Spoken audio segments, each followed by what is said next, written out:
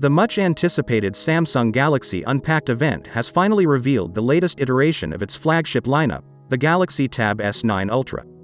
With a ton of similarities that make it hard to distinguish them from their predecessors, at least from a visual perspective, the Tab S9 Ultra brings along a bunch of new upgrades in terms of hardware and software.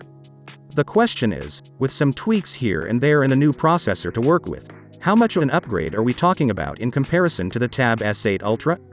Would the upgrade be worth it? Find out all that and more in our video today.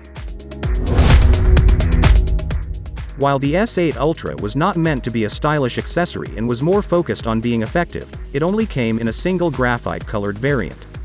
Based on their success, Samsung decided to add splashes of color, which we can see on the new variant that comes in a classic but slightly underwhelming beige. However, the biggest change in design comes in the form of durability, where the Tab S9 Ultra takes pride in being the first major flagship Android tablet to house a rock-solid IP68 rating. This level of protection renders the Tab nigh immune to environmental damage, and other than a reshaped camera array, everything else appears to be the same now. The S8 Ultra had a resolution that spanned across 1848 by 2960 at 120 Hz of refresh rate with an AMOLED panel complemented by HDR10+, and it looked nothing less than phenomenal. The Tab was also absolutely massive in size, which made multitasking simpler and easier to read due to the 500 nits of brightness on the S9 Ultra instead of tampering with the size and resolution. Samsung opted for a new and more capable OLED panel with a 60 to 120 Hz adaptive refresh rate, ensuring stability and battery conservation at the same time.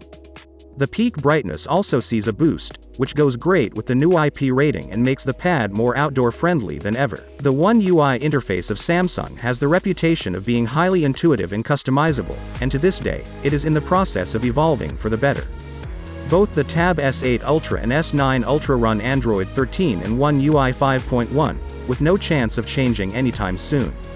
The S9 Ultra is also a generation ahead in terms of Android, meaning you're basically getting an extra year of evolution in terms of software, which gives it enhanced longevity. However, Android apps aren't the most reliable in terms of optimization, so you might face some awkward layouts and unintuitive interfaces, but then again, it's the norm regarding large Android tablets, so well, while it's hard to complain about the Snapdragon 8 Gen 1 in the S8 Ultra since it's faster than a Spears, the Snapdragon 8 Gen 2 is far superior in comparison. The fourth Galaxy designation means the Society has been optimized and overclocked for the S9 Ultra, which gives it a boost in performance and an improved clock speed. With 40% less power consumption and improved multi-core performance, along with updated throttle profiling, the S9 Ultra can sustain its peak workload for longer amounts of time, meaning if you had no trouble regarding heavy workloads with the S8 Ultra, the S9 Ultra will make sure you glide and zip through your tasks effortlessly. You'll also notice some improvements in the RAM and storage options where the S9 moves to the DDR5X RAM variant that makes both the 12 and 16 GB versions quicker, and now with a massive 1 TB internal storage space. The S8 Ultra would be the last thing you'd need to worry about in terms of handling photography while not borderline beating Apple, in terms of quality, surely gave them hard competition, while cameras are usually not a Tab's best feature. Samsung tweaked its imaging algorithm, but you can hardly expect much quality from the 13-megapixel and 12-megapixel rear and front-facing cameras anyway. In this regard, a tiny upgrade for the S9 Ultra comes in the form of an 8-megapixel rear ultra-wide camera alongside the same 12-megapixel ultra-wide selfie camera.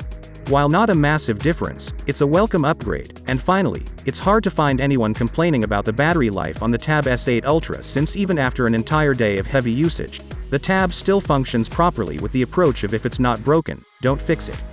Samsung decided to leave the 11,200 mAh battery intact, but the real difference comes in the form of the chipset, where Qualcomm claims a 40% better level of efficiency. This means you can multitask and play demanding games all you want, but you'll have a relatively tough time draining the battery on the S9 Ultra. In the end, it's no surprise that the S8 Ultra was not meant to be the one tablet to rule them all but to be more focused on high-powered portable productivity, and that's exactly what this is. Samsung, based on their own track record, learned a lot from the S8 Ultra and came up with a tablet that's everything the S8 Ultra wanted to be, in a manner of speaking, with a significantly brighter screen. Smoother performance, a powerful processor, and longer battery life with thermal efficiency. Samsung just gave the crowd a powerhouse of a tab that's hard to complain about. You can get your hands on the S8 Ultra for $1,100.